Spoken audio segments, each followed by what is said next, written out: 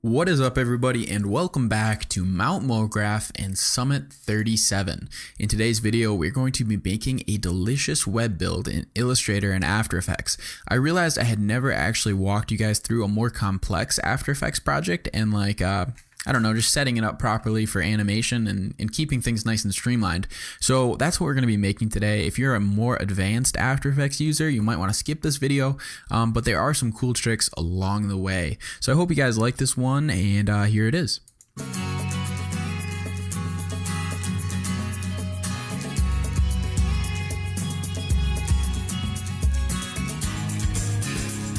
So yeah, this is it looks pretty fancy. It's nice and smooth, so I'll show you how to do that, and also this nice roll-on effect that I like. And that actually is a little bit weird. It's a little different, but I think it's fun. So let's go into Illustrator and get this set up. And this really won't take too long, I don't think. Yeah, it's just gonna be if I can remember what I'm supposed to do for today. So anyway, let's just go and create our first layer. This is gonna be working with a lot of layers right off the bat, so I'm just gonna try to stay organized as we start this. So I'm gonna first turn my stroke off because no one likes strokes. They always look kind of stupid. So let's make a new background layer, and I'm gonna pick kind of a bluish night blue, and then I'm gonna lock this layer and go and create a shadow for the bottom of my website just to make it look a little bit more interesting. And I'm gonna pick a I don't know, kind of gray color maybe. That looks that looks bad. So maybe something like that. And I'm gonna call this layer shadow, and lock this layer. And then actually I'll just create a whole bunch of new layers right now just so we can work a little bit faster because I don't want to bore you guys. So now let's go and create a rounded rectangle. I'm going to drag this out, and with the rounded rectangle you can actually press up on your keyboard to make it more round if you didn't know that, and down on your keyboard to make it less round. Additionally, you can do left to make it a square and right to make it all the way round. So I'm just going to hold up for a little bit until I get a nice rounded look, something kind of like a Google Chrome. So that looks great. I kind of like that. So now I'm going to go into my color guide and actually set this to shades so I can work with a nice gray color scheme that I like. And then I will just center this in the middle of my artboard. And now we're good to go. I actually don't really like this shadow, but it should be all right. So I'm going to call this layer web background, and just press that this shape layer here and do Command C to copy it, Command F to paste in place, and go and create a rectangle just above it, something like this, and then just minus the front so we have this cutout. And I'm going to make this kind of gray, so now we have a nice two-tone background. And I'm going to lock this layer and go into our next layer. And this one is going to be our extra web background, and I'll show you why in a second. So I'm going to call it extra web background because that makes sense. And then I'm going to go and create like a little navigation bar looking thing. And just make it a different color. So now we have a three-tone website, and I'll lock that layer. So let's actually go up to the top over here and create some circles for our little tabs on the website, you know. So I'm going to grab my new layer and just draw a circle here and make this one green, and hold Alt and just drag this out a couple times. And then grab all three of them, go over to my align window, go to align to selection, and distribute it horizontally equally. So it looks like I actually did all right, but if you don't do that, they might not be equal, which would be annoying. So I'm going to drag this middle one to a yellow color, this bottom one to a red color, and now it looks just like a Mac or something. And then I will just drag these all onto their own layer by dragging this little square next to the layer. And then I'm going to call these green button, yellow button, and red button, because that's what they are. Ooh, that one is a yellow 9W button, which is very fancy. Red button, and then I'm going to lock these three layers and we can continue building. All right, so let's actually go and create the arrows that would be on a website. So what I'm going to do is just grab a rounded rectangle and just draw and hold, and then as you can see we can actually make this less or more. So I'm going to actually go a little bit more square, something like that. And let's actually grab our gray again and set that to a shade. And I'm going to kind of pick I don't know, a darker color like this. I'm going to hold Alt and drag this out, and hold Alt and drag that out. and rotate this 90 degrees and put it at the bottom of my other one, and then unite these objects and then scale it down. And then rotate this 45 degrees, and we now have an awesome arrow, just like that. So I'll just center these, and then grab them both and combine layers and unite it. Ooh, actually did a bad job. I did not line it up well. So let me actually go back a couple steps, because that would annoy me. Let's see, and there we go. Now it's linked up a little bit better. And then rotate this 45 degrees, put this at the bottom of my other one, and just hold Alt and Shift and drag down, and we now have a beautiful arrow. And then I will unite these objects, and I still did that bad. Man, what is up today? So I'll drag this down, and let's see if that did better. All right, so that looks pretty good. Hold Alt and drag this out, so we have two arrows, and then now I just need to make one more thing. So I'm going to hold Alt or hold Shift and drag out an ellipse till it's about the same size as this circle. Do Shift X to switch my fill and my stroke, and then I'm going to just turn my stroke up until it looks to be about the right width. Then press P to bring up my pen tool, and just put a little extra point onto our circle. Press A for your anchor point selection tool and click this bottom anchor point of our circle, and press delete so we have a nice little moon shape or something. And then with this selected, go over into your stroke window and just make it rounded caps. And so that looks pretty good. And then we'll just go and create another little arrow deal. So do Shift X to switch your fill and your stroke if you didn't know that. And then we'll hold Alt and drag that out. And rotate this 90 degrees, get those together. Man, these are not lining up well today. All right, so there we go. Now those are together, and then I'll select both and unite these objects. And now what we have to do is grab our little half moon deal. And since this is actually a stroke, this wouldn't combine well. If I try to combine these things, they don't combine right. They get all messed up because this is a line or a stroke. So what we got to go do is go up to our object here and go down to expand, and this will expand our fill and our stroke. So make sure those are selected and say okay. So now it's a solid object. And then I'm going to rotate this arrow 45 degrees and just place this at the end of our little refresh button. Click unite so it's one object, and scale this down so it's about the right size. Actually, I will have to scale all of these down a little bit more. Something like that, and just put these wherever the heck you want. So this is going to be my forward button, and this is going to be my backwards button, and then I will just get these all equal-ish. I'll try to anyway, and yeah, that looks pretty good to me. It doesn't have to be perfect. Yeah, that looks good. So I need to get these all in their own layers. So what we're going to do is grab this first one and just grab one of the little icons and just hold that square and drag it to a new layer, and grab the next one and drag that to a new layer as well. So I'm going to call this one back button. This one is going to be front button. And then this one is going to be the refresh button. So that's not too bad to do. All right, so let's create our little tab button up here.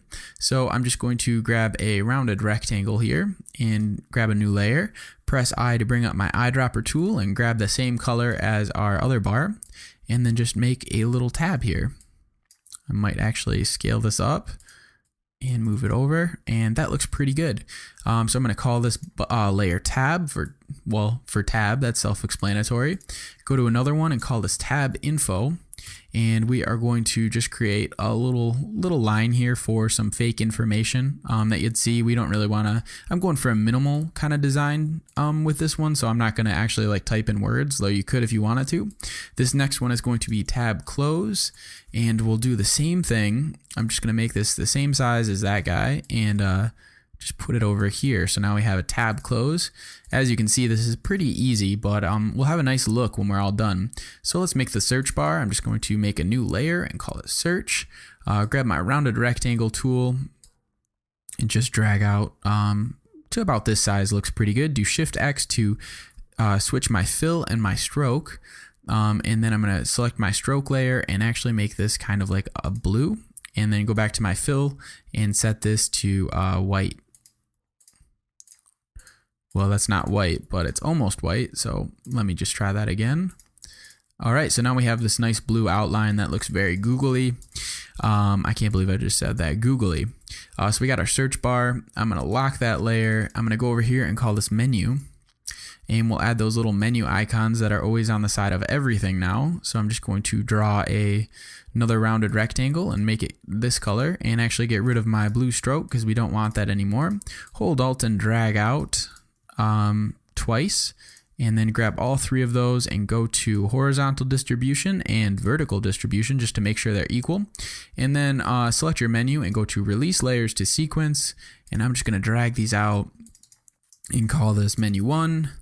Menu 2, and that was menu 3, but yeah, I'll call this menu 2 then, and menu 2, because we're going to want to animate these all separately, and then I'll lock these layers and just continue building. So let's make a little star over here for bookmarks.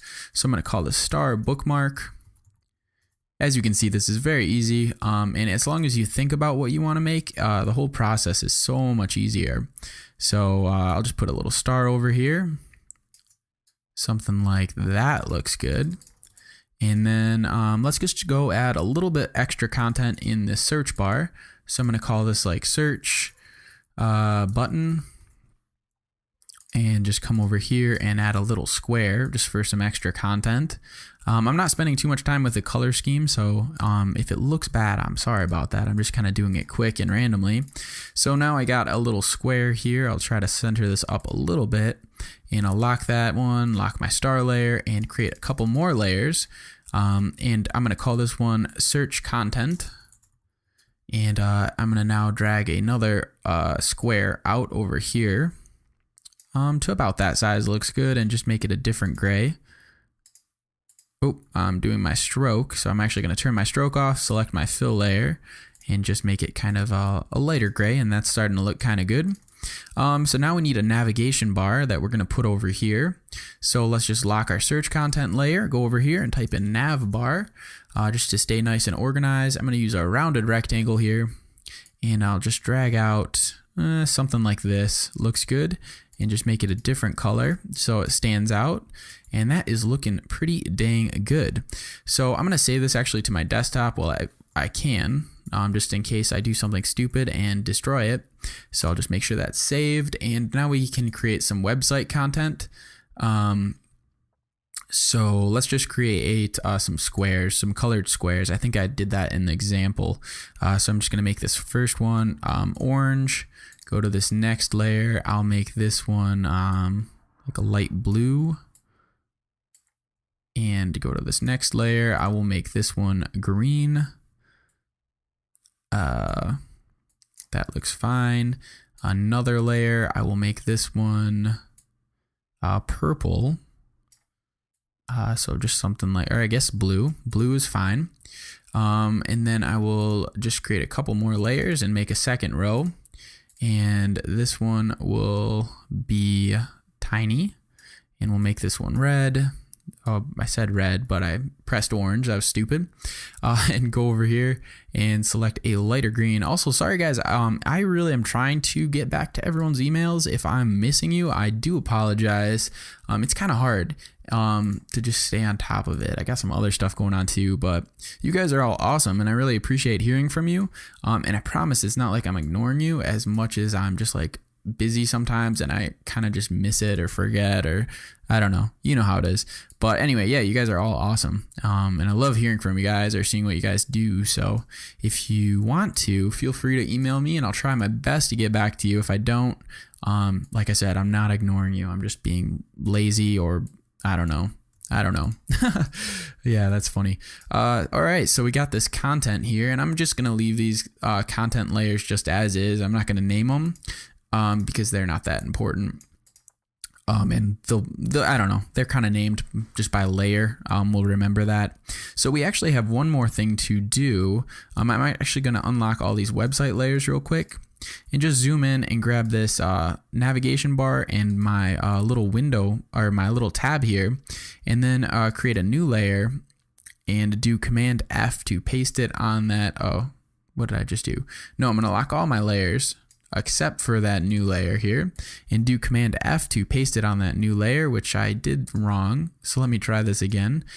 All right, so I'm going to grab my little tab and my tab bar, and then do Command C to copy it, lock all my layers and go onto a new layer here and do Command F to paste it in place and unite that layer and just make it a different color. And I'm actually going to drag it like up here so I can see it. And that looks good. And what I'm going to do is go into my stroke, and I'll show you this little trick. So I'm going to scale up my stroke to like 8, so we have 8 points. Go into object and expand it, and say okay. And what this does is like proportionally scale up your object, instead of like distorting it one way only. If you were to normally scale it up, it gets messed up. So I'm going to unite this, and so now we have a slightly larger object that is scaled up perfectly. I'll make this kind of like a grayish white, and then I'm just going to cut these sides here. So just do minus front, and then over here do the same thing. And this is going to be like a little background for our website tabs, which actually look pretty nice. So then I will just cut this bottom so it's not too big, and then I will name this layer web highlight, and I'll put this web highlight layer between our web and our web extra layer.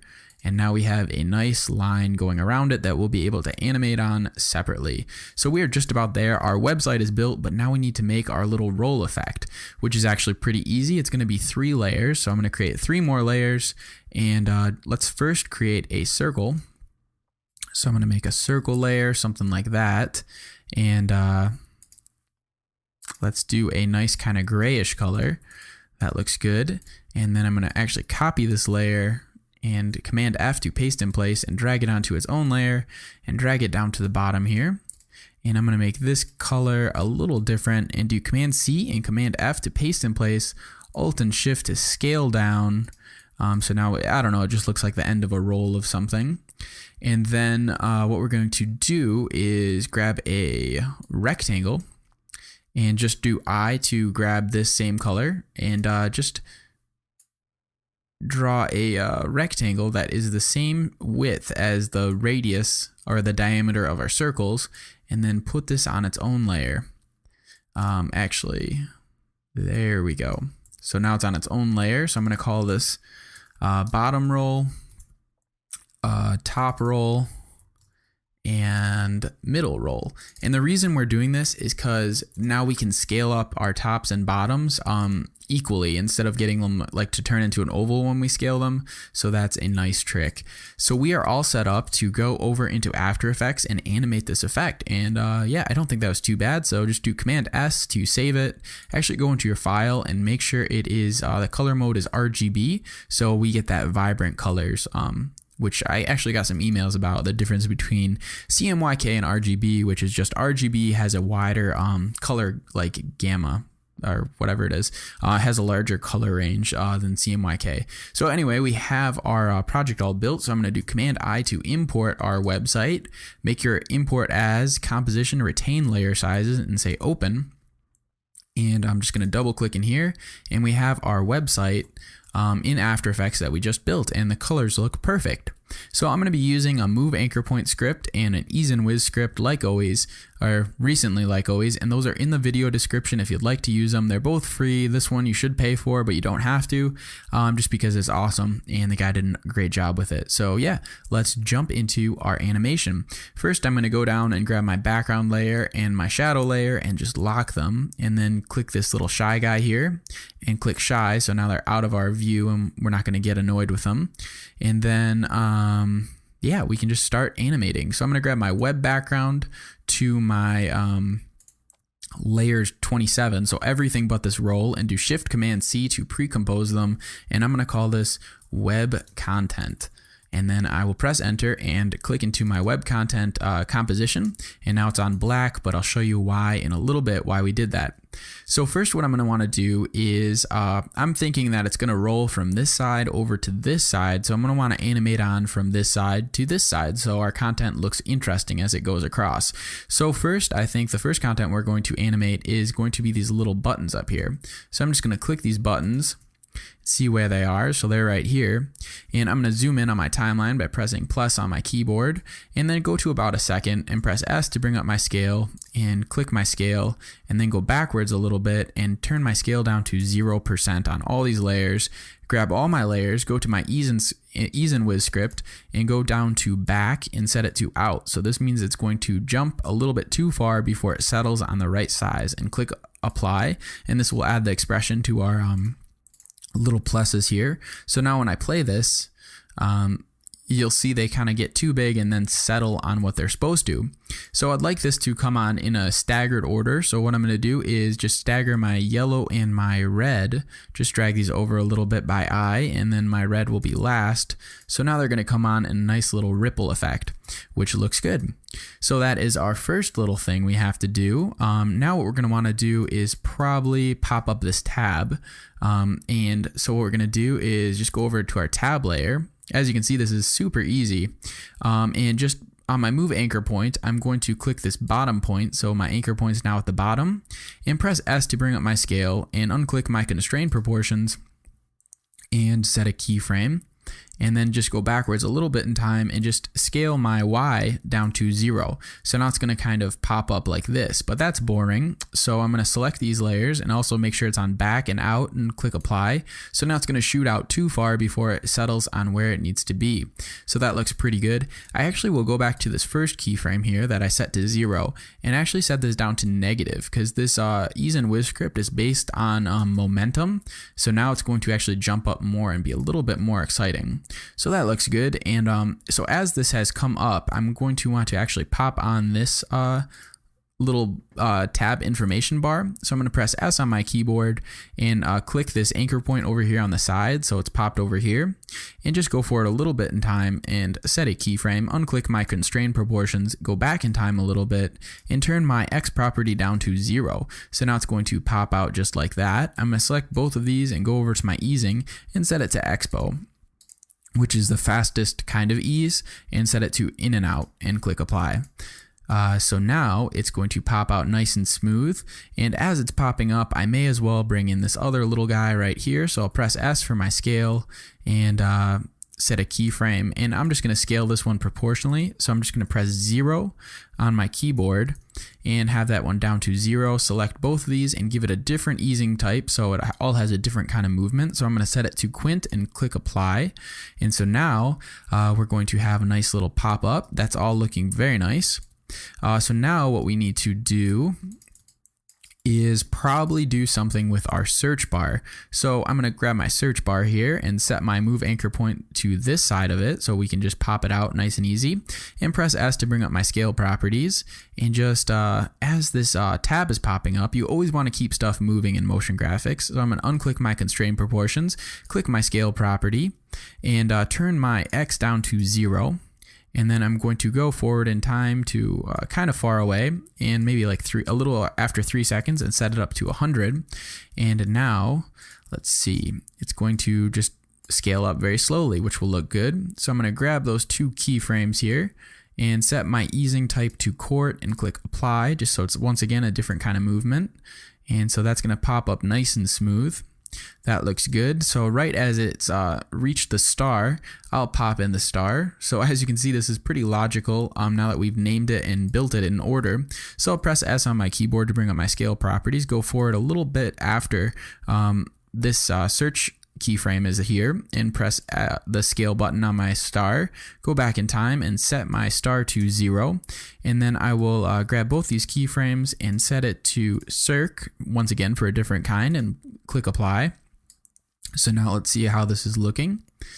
Nice, this is all coming together pretty well. So let's do something actually with our search information. So I'm going to grab this bar and actually set my move anchor point to this side, just so once again it is doing something interesting. Press S on my keyboard, unclick my constraint proportions, click your scale button, and set your X down to 0. Go forward in time a little bit and set this to 100. And now for some more interesting movement, what we're going to do is select both these keyframes, go into our ease and whiz, and set it to bounce, and only set it to bounce out. So this means on the out point of its movement, it's going to actually bounce. So if I click apply, we'll see that it now has a little bounce effect. So that looks cool, and that should be fun. So now let's go back in time and see what else we can start adding in. So I kind of like that this staggers in, and then it would be cool if we staggered in that next row. So I'm going to stagger those in. After those are in, I'm going to grab all 3 of these and press S on my keyboard, and just set a scale keyframe and then just drag this forward a little bit and set all of these to 0. So that looks cool. And then you know what I should also do is press R on my keyboard for the rotation and set this to negative, negative 58 or something. And then press Shift S to also bring up our scale properties, go forward to our scale properties and set our rotation to 0. So then I'll grab those keyframes and set this to a back and out and just set those keyframes, and then go down to my second portion and also set those to back and out. So our first one is the back one, so I'll leave it as it is. I'll move my front one forward a little bit, something like that, and my refresh button, I move those keyframes forward so it's also staggered, and then I will do this search button last, so I'll move this even farther forward. So now when I play this, they're gonna spin and just have a nice little funny movement to them. It's just a little comical and a little lighthearted. I don't know if that makes sense, but here, let me zoom in for you guys. It's going to be a little bit slower, and it kind of has like a little pop and a wiggle to it, and that looks pretty cool to me. All right, so we have those in. Let's do something to our menu bar over here. So I'm going to click all these menu bars and set my move anchor points to actually this right side over here, and press S on my keyboard to bring up my scale and set a keyframe, and then unclick my constrain proportions like we've been doing, and just go backwards in time and set my X to 0, and then go and click these and set my easing type to expo and my type to in and out. Click apply, and then I'll just stagger these. So we got them all coming in at once. I'm probably going to want this second one to come in a little bit after, and then this last one to come in also after. So it's all about staggering and just keeping things moving and a little interesting.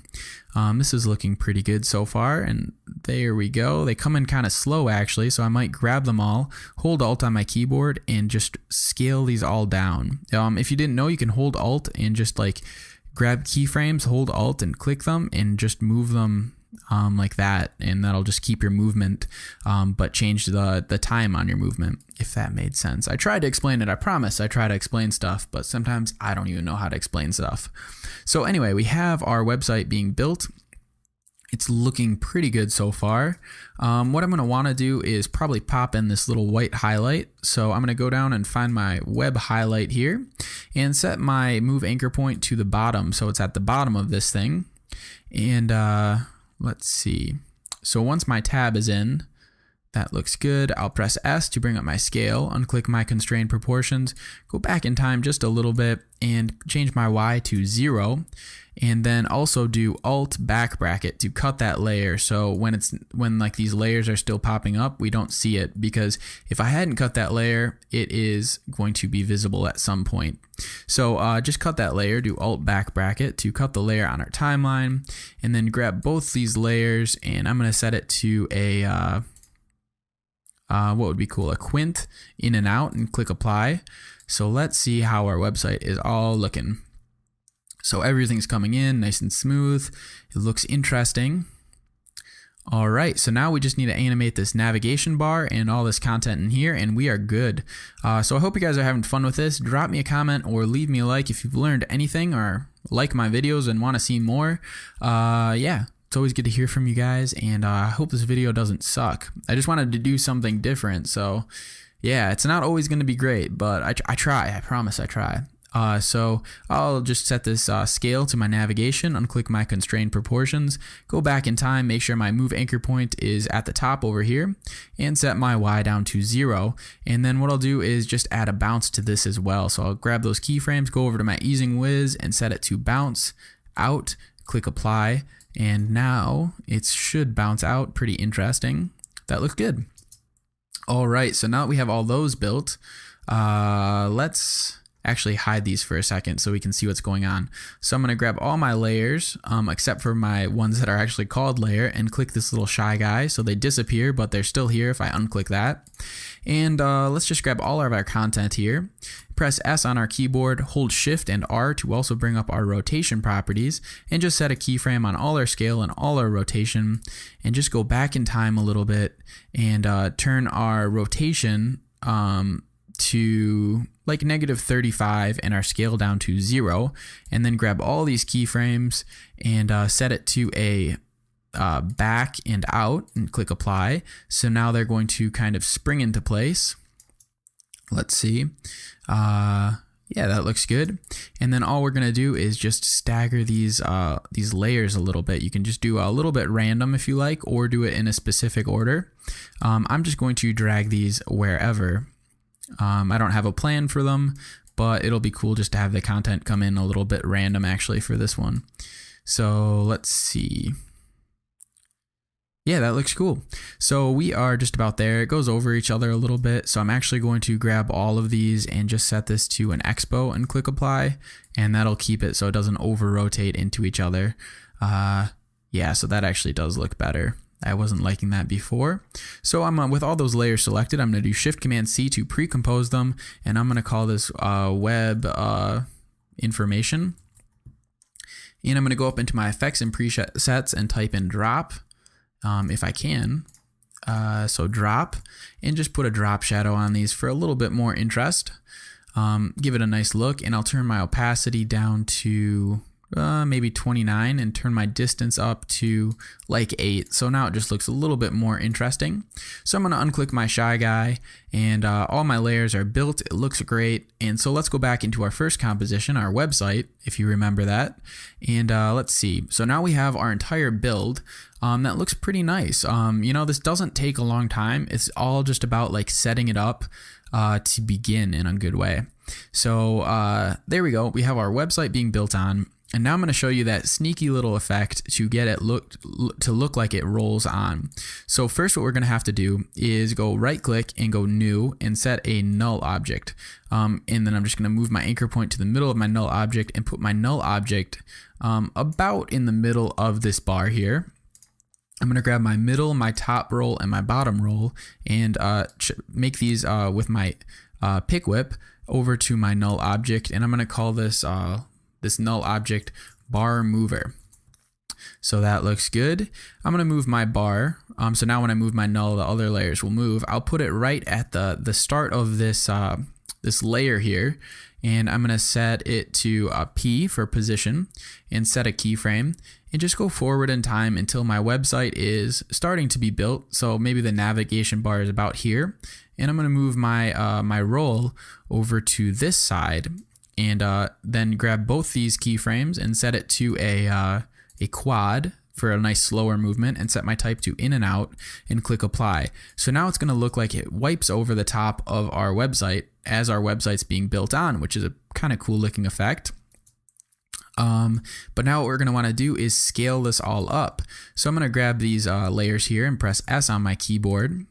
And on my middle roll, I'm going to press the scale keyframe for 100% and move that forward. And then unclick my constrained proportions and turn my X down to 0. So this is going to kind of only scale up from the middle out. And then I'm going to grab both these keyframes here and set this to a quint and, for a different movement and click apply. And then go forward to 100% of that scale. And on my bottom and top roll, set another keyframe and go backwards in time and set those to 0.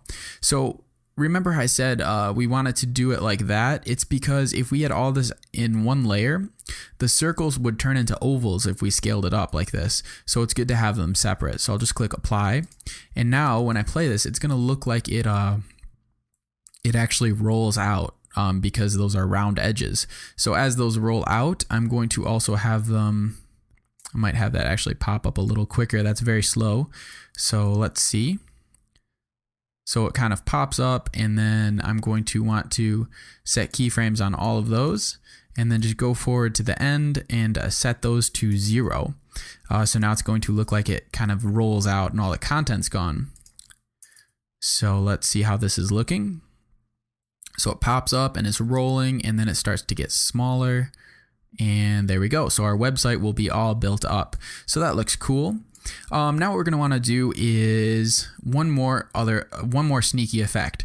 What we're going to do is create a square here and just make your square a little bit bigger than the website. So something like this, and put your square a little bit before where the website is, And then parent, I'm going to call this, if I can click it here, I'm going to call this layer website mask. And then I'm going to parent this website mask with my pick whip to my bar mover and put my website mask above my web content. On my web content, set this to an alpha matte. So now when I play this, it's going to look like it's wiping on the website. So that looks pretty cool. We might have to, yeah, so that actually worked perfectly. So as you can see, that is a very sneaky way to make this effect. And if you want to, you can actually add on your middle roll here, you can add a drop shadow. So I'll just put a drop shadow on my middle and turn my, my drop shadow over to this size and just change my distance up. And now when it plays, it's going to look like it is actually has some depth to that and is rolling over the top. So yeah, this was today's video. I hope you guys had fun with it. I know it was a little different than my other videos, but I thought it was kind of cool nonetheless. You know, like this is actually like the production side of it. I thought it would be cool to show you like an entire piece, and I think it's a cool effect. So I hope you guys had fun with this today. If you like this video, leave me a like or drop me a comment, and I'll keep putting up some cool stuff. At least I call it cool. I don't know if you guys like it or not. But yeah, this was Matt from Mount MoGraph, and get your learn on. Peace out.